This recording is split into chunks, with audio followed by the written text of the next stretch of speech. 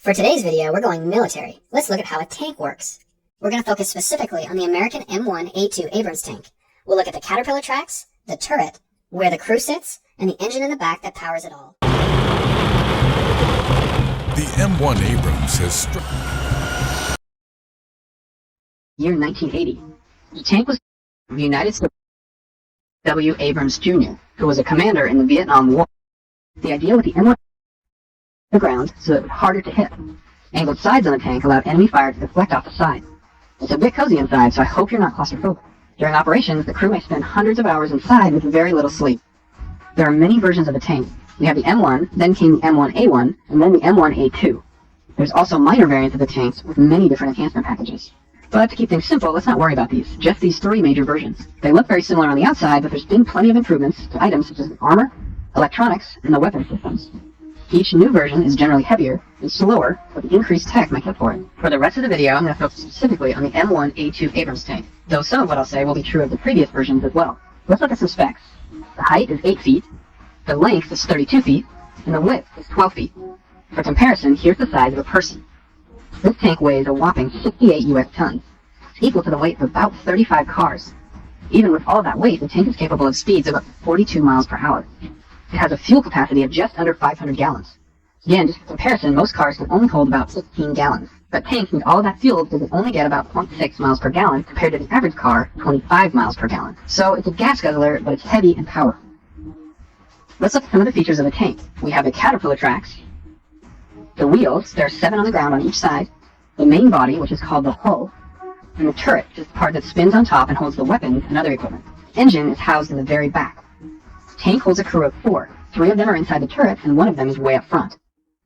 Now that we're familiar with the outside of the tank, let's look at more specifics, and we'll start with the caterpillar tracks. These are sometimes called tank treads. They are made of steel with replaceable rubber pads. There are 7 road wheels on each side of the tank, a raised idler wheel in the very front, and a drive sprocket in the back.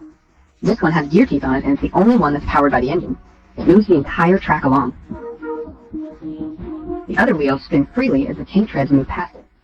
The road wheels also have suspension built into them. The whole reason we use caterpillar tracks is to allow the tank to go over some very rough terrain. Most barriers don't pose any problem for the tank to pass.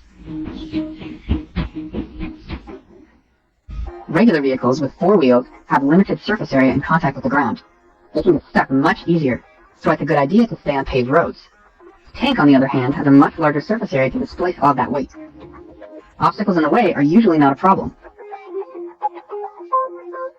The tank can even climb some very steep hills. Most of the time, it's still a smooth ride for those inside the tank. The tank is steered by altering the speed of the tracks. For example, to turn left, the right tracks need to move faster than the left tracks. Unfortunately, the caterpillar tracks are the most likely part of the tank to break. The good news is that the tank usually carries tools and spare parts so that broken links can be replaced and the tank can keep moving again. Next up is the engine, which is in the very back of the tank. For repairs, the entire engine can be lifted up out of the tank. This is an AGT 1500 engine, which can run off of several different fuels, but most of the time it runs off of jet fuel. In your car, you'll find what's called a piston engine, with these pistons moving up and down to rotate the shaft. But in the tank, you'll find a turbine engine. This one works a little bit more like a jet engine that you would find on an airplane. However, this engine is actually fairly quiet, which is really important so you don't give away the tank's position to nearby enemies. The engine gets very hot, so these 2 side cooling units will help remove the heat. The exhaust comes out the back, so make sure and stay clear when the engine is on. There's actually a phone on the back of the tank. This way, soldiers on the outside can communicate with the crew on the inside. The sides have armored plates called side skirts to protect the wheels and the caterpillar tracks. These can be opened up in sections for better access to the road wheels. On the front, there's headlights here and 4 tow hooks down here. Remember, there are many different variants of the M1A2 Abrams tank, so another tank might have slightly different features on the outside. And this top part is called the turret. It can rotate all the way around in about 9 seconds. This is the main gun, which is a 120mm smoothbore cannon. This means that the shells or ammunition are 120mm, and so is the bore, or the hole, that it goes through. The shells leave the barrel at about 3,500 miles per hour. Hit a target 2 miles away. The automatic stabilizers allow the gun to stay locked on targets even while going over rough terrain. This way, the driver doesn't have to stop every time the tank needs to fire. The tank can even spin in place while the main gun remains locked on target. Right next to this is the smaller coaxial machine gun. Up on top, there's usually at least one more machine gun to operate. On the sides are smoke grenade launchers. There's one on each side of the tank. These make it harder to be seen during combat. There's not much room for equipment inside of the tank, so oftentimes the crew will put it out here on the bustle rack. There are two hatches on top of the turret, the commander's hatch and the loader's hatch. Inside of the turret, you'll find 3 out of the 4 crew members. It's a bit cozy in here. The gunner sits down below to the very right. The commander sits directly behind the gunner. The loader is off to the left of the main gun. When the turret rotates, all 3 of these crew members rotate with it. Underneath here, this is called the turret basket. The seal between the turret and the hull is so good that it protects the crew inside in case of chemical or nuclear warfare. A few more things I want to show you about this tank. The commander can see 360 degrees around the tank through the viewing ports. The shells for the main gun are stored in a large compartment in the back of the turret. The loader can then open up an access door, grab a shell, and load the main gun. This must be done quickly during combat situations. If any of the ammunition is ignited, panels on top are rigged to blow off so that the explosion goes up instead of into the turret where the crew is located. The driver sits up at the very front. There's a hatch up here that can open to go inside.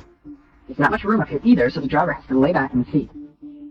Controls are up here, and 2 brake pedals down here. There's no gas pedal in the tank, just use the 2 black handlebars for acceleration and steering. The driver also has periscope that allows him to see a 120-degree field of view. Usually the driver enters through the hatch up front, but if needed, the driver can climb into the turret and then through a tiny door in the basket and into the seat.